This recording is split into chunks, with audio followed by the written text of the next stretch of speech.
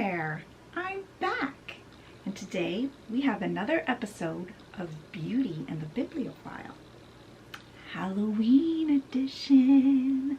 If you're new here, welcome to my channel. I'm Leah.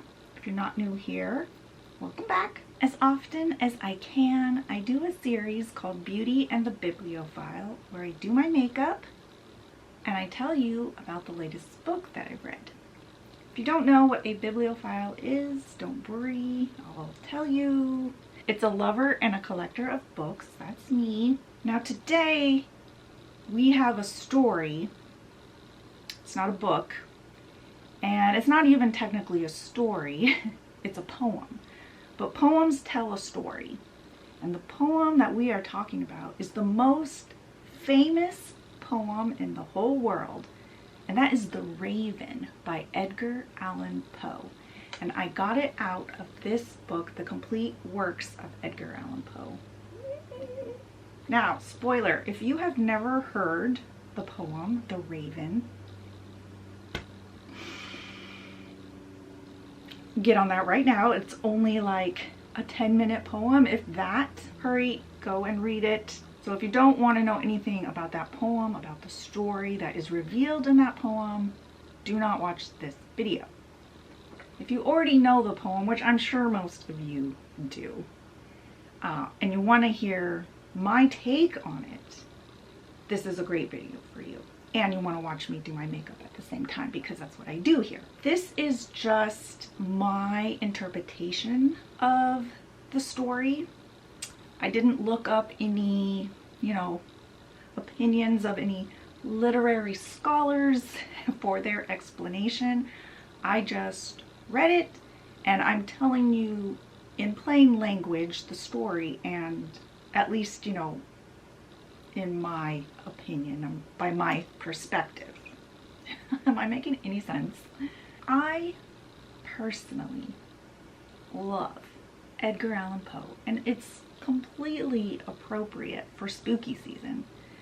But the reason I am a little biased in favor of the author is because I am a very distant relative of Edgar Allan Poe. Even my one great or two greats, I can never remember, grandmother on my mother's father's side, her last name was still Poe. Now growing up, my mother had always told me that we were distant cousins of Edgar Allan Poe, but as I grew older, I wanted to verify that. You know how moms can be. And I did. I traced back my lineage through birth and death certificates that you can just Google. And yeah, I found it. I found the link between us. His great-grandfather or his great-great-grandfather, one of those. Can't remember. It was a while back that I did all the research. I'm a direct descendant of. There are no direct descendants of Edgar Allan Poe because he didn't have any children. Anyway, if you are ready for spooky season, there is nothing like Edgar Allan Poe to get you in the mood, and there is nothing like The Raven, the most Poe of all Poe poems.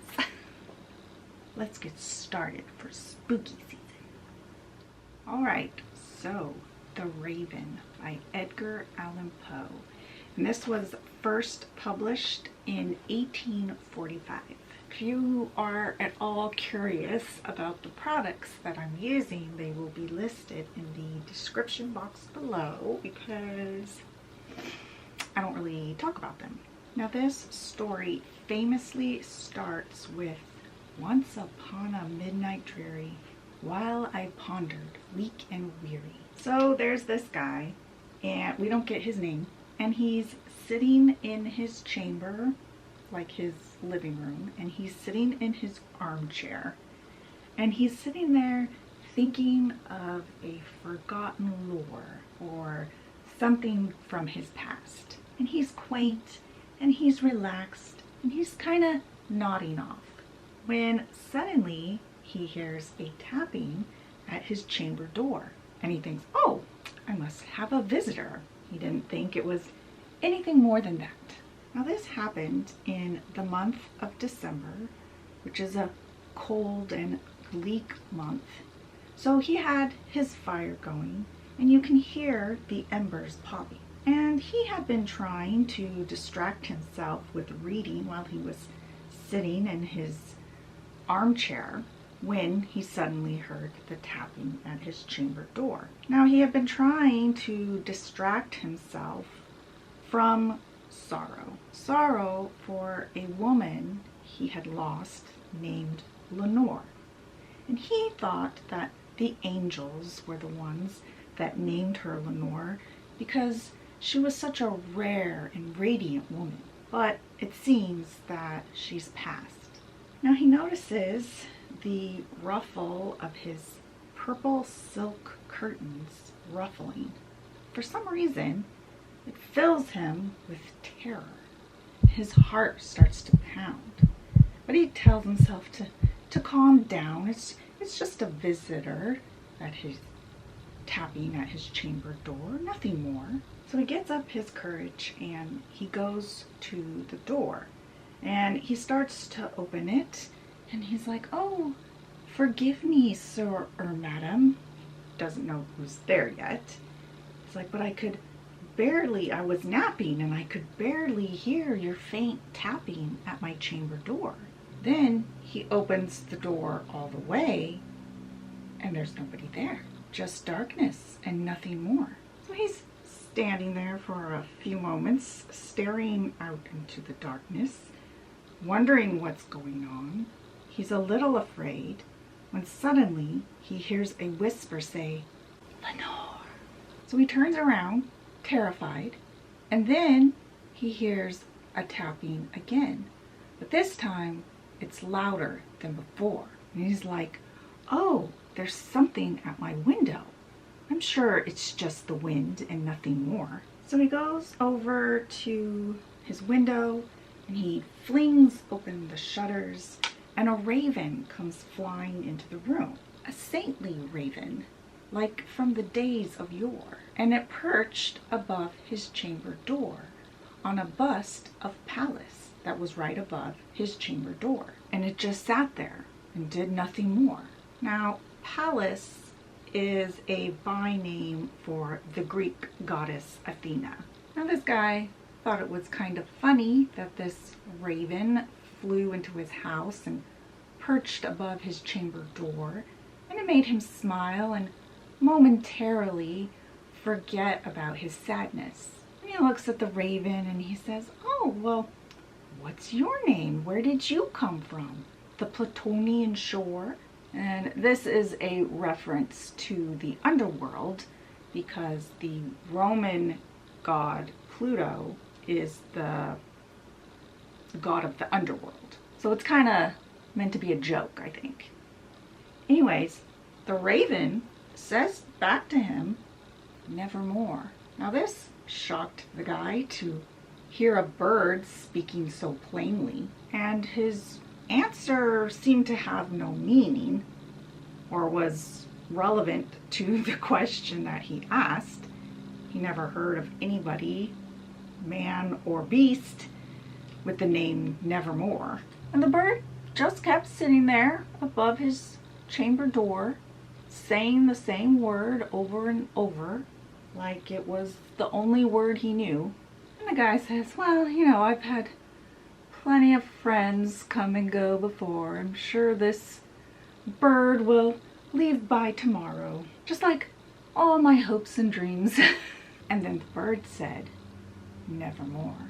Now this startled him again to hear a bird speaking, especially so amply. And the guy says to himself, he's like, "Oh, I doubt this bird knows what he's saying. He's probably just repeating a word that he's heard over and over. Probably his master has some sort of tragic past or has some major loss in his life, and he's probably become hopeless and melancholy, and he's probably always saying to himself over and over, 'Never, nevermore.'"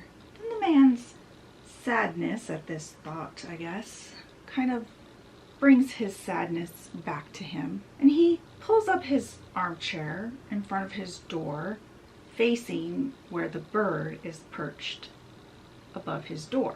And he's thinking to himself, and he's wondering, why is this bird, what does he mean by croaking the word nevermore?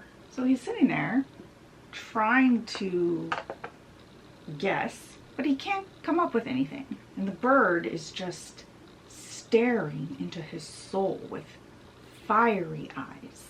And as he's continuing to ponder all this, she comes back into his mind. Then it kind of seemed like the air had grown denser, and he could smell a perfume, like the incense that a priest burns in one of those swinging incense things. Then he's like, oh, did God send you as one of those seraphim with Nepenthe here? Did he send you to make me forget Lenore? Now, seraphim are angels depicted in the Bible with 6 wings. They're considered the highest ranking angels in Christianity, and they're said to guard God's throne. And Nepenthe is possibly a fictional medicine meant to treat like sorrow or depression that's mentioned in Greek mythology. Anyways, so he's like, oh, that would be wonderful, and that would be very kind of you if you had come here with something to help me forget my lost Lenore.